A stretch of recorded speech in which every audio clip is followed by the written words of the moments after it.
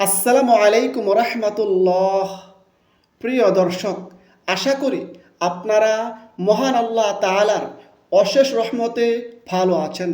দর্শক, আজ পবিত্র জুমার দিন, শুক্রবার, দিনে বা রাতে যে কোনো সময় ইস্তেগফারের এই দোয়াটি অন্তত 100 বার পড়ুন এবং এই গুরুত্বপূর্ণ ফজিলতপূর্ণ আমলগুলো করুন।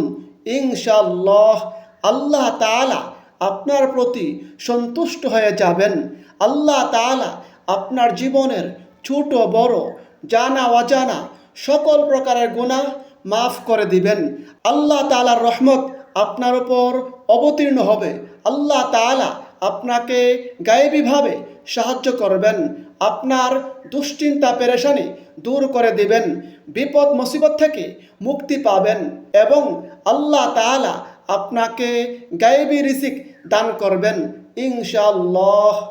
দর্শক, আজকের ভিডিওতে জুমার দিনের গুরুত্ব, ফজিলত এবং জুমার দিনের গুরুত্বপূর্ণ আমল সম্পর্কে আলোচনা করব।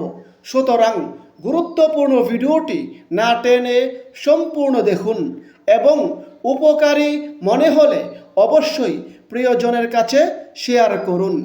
আর আপনি যদি আমাদের চ্যানেলের নতুন দর্শক হয়ে থাকেন তাহলে এখনই চ্যানেলটি সাবস্ক্রাইব করে পাশের বেল আইকনটি অল নোটিফিকেশন করে রাখুন, যেন পরবর্তী ভিডিওগুলো সহজেই পেয়ে যান।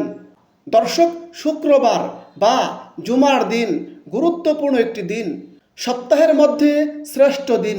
ইসলামের দৃষ্টিতে এই দিনের মর্যাদা ও ফজিলত অনেক বেশি। ফজিলতের কারণে এই দিনকে সাপ্তাহিক ঈদের দিন বলা হয়েছে। হাদিসে রয়েছে, আল্লাহর রাসূল সাল্লাল্লাহু আলাইহি সাল্লাম বলেছেন, দিনসমূহের মধ্যে জুমার দিন সর্বোত্তম। এই দিনে আদম আলাইহিস সালামকে সৃষ্টি করা হয়েছে।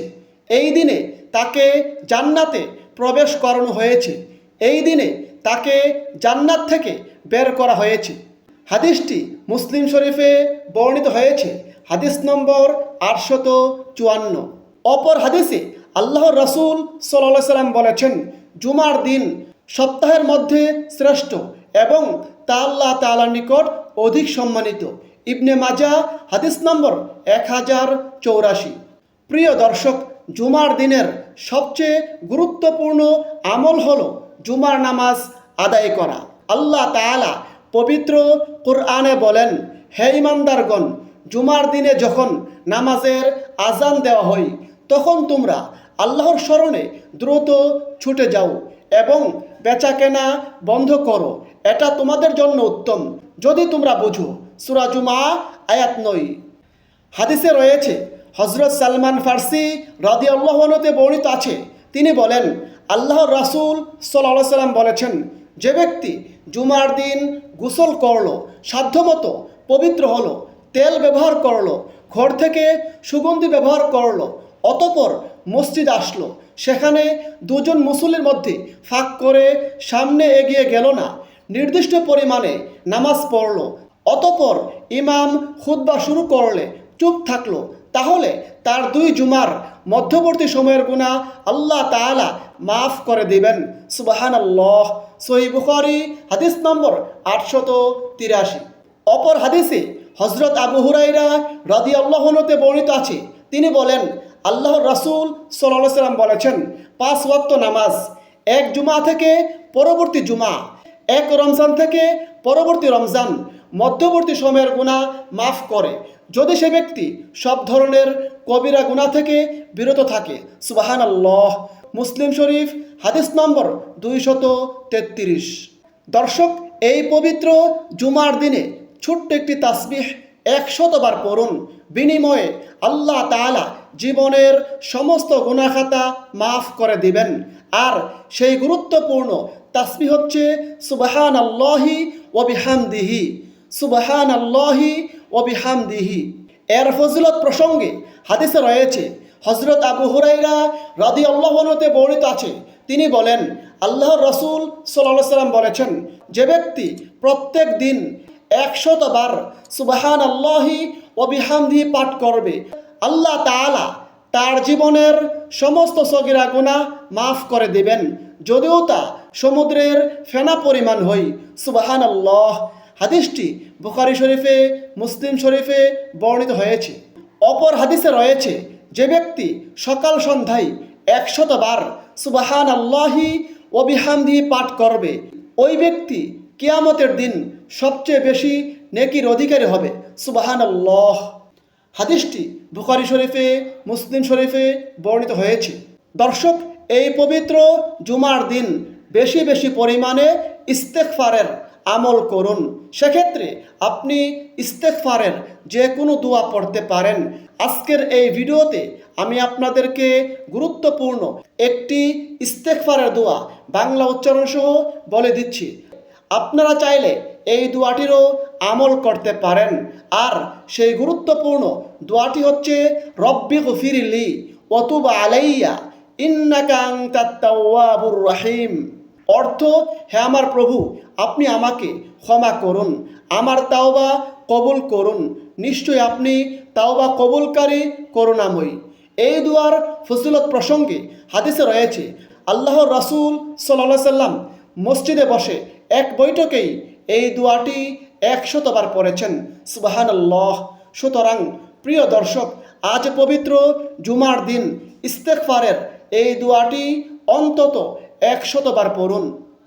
দর্শক, ইস্তেগফার খুবই দামি আমল, খুবই গুরুত্বপূর্ণ ফজিলতপূর্ণ আমল। ইস্তেগফারের মাধ্যমে আল্লাহ তাআলা জীবনের সমস্ত গুনাহ খাতা মাফ করে দেন। আল্লাহ তাআলা ইস্তেগফারের আমলকারীর প্রতি সন্তুষ্ট হয়ে যান। আল্লাহ তাআলা তার দুশ্চিন্তা পেরেশানি দূর করে দেন, বিপদ মুসিবত থেকে মুক্তি দান করেন এবং গায়েবীভাবে রিজিক দান করেন। পবিত্র কোরআনে আল্লাহ তাআলা ওয়াদা করে বলেছেন, যদি কোনো বান্দা তাওবা ইস্তেগফার করে, আল্লাহ তাআলার কাছে ক্ষমা প্রার্থনা করে, তাহলে অবশ্যই আল্লাহ তাআলা তার জীবনের ছোট বড় জানা অজানা সকল প্রকারের গুনাহ মাফ করে দিবেন। এ প্রসঙ্গে আল্লাহ তাআলা পবিত্র কোরআনে বলেন, যে ব্যক্তি মন্দ কাজ করবে কিংবা নিজের প্রতি জুলুম করবে, তারপর আল্লাহর কাছে ক্ষমা প্রার্থনা করবে, সে ব্যক্তি আল্লাহকে পাবে ক্ষমাশীল পরম দয়ালু। দর্শক, আবু দাউদ শরীফের একটি হাদিসে প্রিয় নবী বলেন, যে ব্যক্তি বেশি বেশি পরিমাণে নিয়মিত ইস্তেগফারের আমল করবে, আল্লাহ তাআলা তার সকল দুশ্চিন্তা পেরেশানি দূর করে দিবেন। আল্লাহ তাআলা তার সকল বিপদ আপদ দূর করে দিবেন এবং আল্লাহ তাআলা ইস্তেগফারের আমলকারীকে এমনভাবে গায়েবী উৎস থেকে রিজিক দান করবেন যা সে কল্পনাও করতে পারবে না। সুবহানাল্লাহ। আবু দাউদ শরীফ হাদিস নম্বর 1518। দর্শক, এই পবিত্র জুমার দিনের অন্যতম গুরুত্বপূর্ণ আমল হচ্ছে রাসূলের প্রতি বেশি বেশি পরিমাণে দুরূদ পাঠ করা। দুরূদ পাঠ করা খুবই গুরুত্বপূর্ণ ফজিলতপূর্ণ আমল। দুরূদ পড়ার নির্দেশ দিয়ে আল্লাহ তাআলা পবিত্র কোরআনে বলেন, নিশ্চয়ই আল্লাহ এবং তার ফেরেশতাগণ নবীর প্রতি দুরূদ পাঠপূর্বক সালাম প্রেরণ করিয়া থাকে। হে মুমিনগণ, তোমরাও তাহার উপর দুরূদ পাঠ করো এবং সালাম প্রেরণ করো। সূরা আহজাব আয়াত 56। জুমার দিন বেশি বেশি পরিমাণে দুরূদ পড়ার জন্য রাসূল কারীম সাল্লাল্লাহু আলাইহি সাল্লাম আমাদেরকে নির্দেশ দিয়েছেন। এ প্রসঙ্গে হাদিসে রয়েছে, প্রিয় নবী সাল্লাল্লাহু আলাইহি সাল্লাম বলেছেন, দিন সমূহের মধ্যে জুমার দিন সর্বোত্তম। এই দিনে আদম আলাইহিস সালামকে সৃষ্টি করা হয়েছে। এই দিনে তিনি ইন্তেকাল করেছেন। এই দিনে সিংহায় ফু দেওয়া হবে। এই দিনে সমস্ত সৃষ্টিকে বেহুশ করা হবে। অতএব এই দিনে অর্থাৎ জুমার দিনে তোমরা আমার উপর বেশি বেশি পরিমাণে দুরূদ পাঠ করো, কেননা তোমাদের দুরূদ আমার কাছে পৌঁছানো হয়। আবু দাউদ শরীফ হাদিস নম্বর 1047। তাছাড়া দুরূদ পড়ার ফজিলত প্রসঙ্গে হাদিসে রয়েছে, আল্লাহর রাসূল সাল্লাল্লাহু আলাইহি সাল্লাম বলেছেন, যে ব্যক্তি আমার উপর একবার দুরূদ পাঠ করবে, আল্লাহ তাআলা তার উপর 10 বার রহমত নাজিল করবেন। আল্লাহ তাআলা তার 10টি গুনাহ মাফ করবেন এবং তার মর্যাদা 10 গুণ বৃদ্ধি করবেন। সুবহানাল্লাহ। অপর হাদিসে নবী করিম সাল্লাল্লাহু আলাইহি সাল্লাম বলেছেন, যে ব্যক্তি একবার দুরূদ পাঠ করবে, বিনিময়ে তার আমল নামায় 10টি নেকি লেখা হবে। সুবহানাল্লাহ। সেক্ষেত্রে প্রিয় দর্শক, আপনি যে কোনো দুরূদ শরীফ পড়তে পারেন। তবে আজকের এই ভিডিওতে আমি আপনাদেরকে গুরুত্বপূর্ণ একটি দুরূদ শরীফ বাংলা উচ্চারণ সহ শিখিয়ে দিচ্ছি। আপনারা চাইলে এই দুরূদ শরীফটির আমল করতে পারেন। আর গুরুত্বপূর্ণ দুরূদ শরীফটি হচ্ছে আল্লাহুম্মা সাল্লি আলা মুহাম্মাদিন আবদিকা ওয়া রাসূলিক ওয়া আলাল মুমিনিনা ওয়াল মুমিনাতি ওয়াল মুসলিমিনা ওয়াল মুসলিমাত। প্রিয় দর্শক, এই আমলগুলো করার পাশাপাশি আজ পবিত্র জুমার দিন আসরের পর থেকে মাগরিবের আগে যে কোনো সময় আল্লাহ তাআলার কাছে দুহাত তুলে বিনয়ের সঙ্গে প্রার্থনা করুন। ইনশাআল্লাহ আল্লাহ তাআলা আপনার সকল দোয়া কবুল করবেন।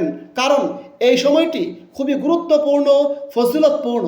এই সময়ের গুরুত্ব প্রসঙ্গে হাদিসে রয়েছে, প্রিয় নবী সাল্লাল্লাহু আলাইহি সাল্লাম বলেছেন, জুমার দিন 12 ঘন্টার মধ্যে একটি বিশেষ মুহূর্ত এমন আছে যে তখন কোনো মুসলমান আল্লাহর নিকট যে দোয়া করে আল্লাহ তাআলা তা কবুল করেন। সুবহানাল্লাহ। হাদিসটি আবু দাউদ শরীফে বর্ণিত হয়েছে, হাদিস নম্বর 1048। দর্শক, অধিকাংশ ইসলামিক স্কলারগণ বলেছেন সেই সময়টি হচ্ছে জুমার দিন আসরের পর থেকে মাগরিবের আগ পর্যন্ত। সুতরাং এই সময়ে গুরুত্বের সঙ্গে বিনয়ের সঙ্গে আল্লাহ তাআলার কাছে জীবনের সমস্ত গুনাহের কথা স্বীকার করে ক্ষমা প্রার্থনা করুন। আল্লাহ তাআলার কাছে আপনার সকল প্রয়োজন তুলে ধরুন।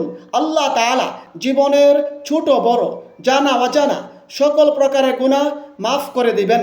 আল্লাহ তাআলা আপনার সকল প্রয়োজন পূরণ করে দিবেন। গায়েবীভাবে সাহায্য করবেন, গায়েবীভাবে রিজিক দান করবেন ইনশাআল্লাহ। মহান আল্লাহ তাআলা আমাদের সকলকে এই পবিত্র জুমার দিন আমলগুলো গুরুত্বের সঙ্গে পালন করার তৌফিক দান করুন। আমিন। আসসালামু আলাইকুম ওয়া রাহমাতুল্লাহ।